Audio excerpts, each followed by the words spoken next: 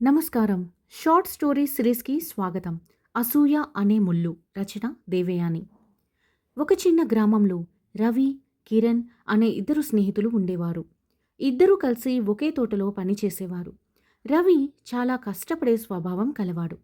కిరణ్ కూడా మంచివాడే కానీ ఇతరుల ప్రశంసల పట్ల కొంచెం ఆశ ఎక్కువ. ఒక సంవత్సరం రవి పండించిన పూలు చాలా అందంగా పూసాయి.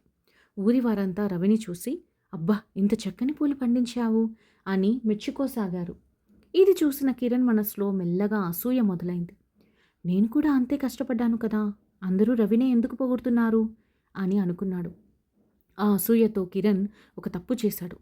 ఒక రాత్రి ఎవరూ చూడకుండా రవి తోటలోకి వెళ్ళి కొన్ని మొక్కల వేర్లకు వేడి నీళ్లు పోశాడు.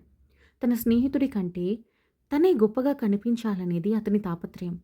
అసూయ వల్ల కలిగే నష్టం ఏం జరిగిందో ఇప్పుడు తెలుసుకుందాం. మరుసటి రోజు రవి ఈ మొక్కలు వాడిపోవడం చూసి చాలా బాధపడ్డాడు. కానీ కిరణ్కు ఆనందం కలగలేదు.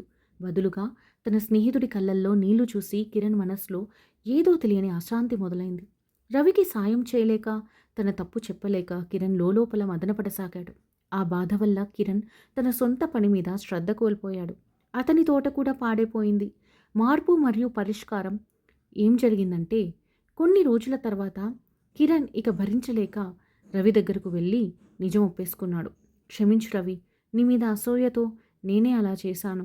కానీ ఆ పని చేసినప్పటి నుండి నేను ఒక్క క్షణం కూడా ప్రశాంతంగా లేను అని ఏడ్చాడు. రవి కోపగించుకోకుండా కిరణ్ చేతులు పట్టుకుని ఇలా అన్నాడు.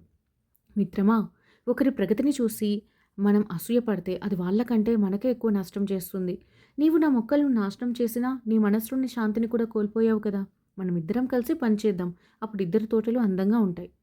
కిరణ్ తన తప్పు తెలుసుకున్నాడు. ఇద్దరూ కలిసి మళ్ళీ తోటను సాగు చేశారు. కిరణ్ ఇప్పుడు ఇతరుల విజయాన్ని చూసి అసూయపడటం మానేసి వారి నుంచి నేర్చుకోవడం మొదలుపెట్టాడు.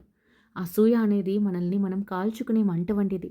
ఇతరుల ఎదుగుదలను చూసి సంతోషించినప్పుడే మనకు నిజమైన ప్రశాంతత, విజయం లభిస్తాయి.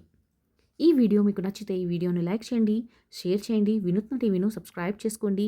మీ అమూల్యమైన అభిప్రాయాలను కామెంట్స్లో తెలియజేయండి. మీకు ఎటువంటి కాన్సెప్ట్స్ మీద షార్ట్ స్టోరీస్ కావాలో మీరు రాస్తే వాటి మీద షార్ట్ స్టోరీస్ను మీకు ఈ ఛానల్లో అందిస్తాము.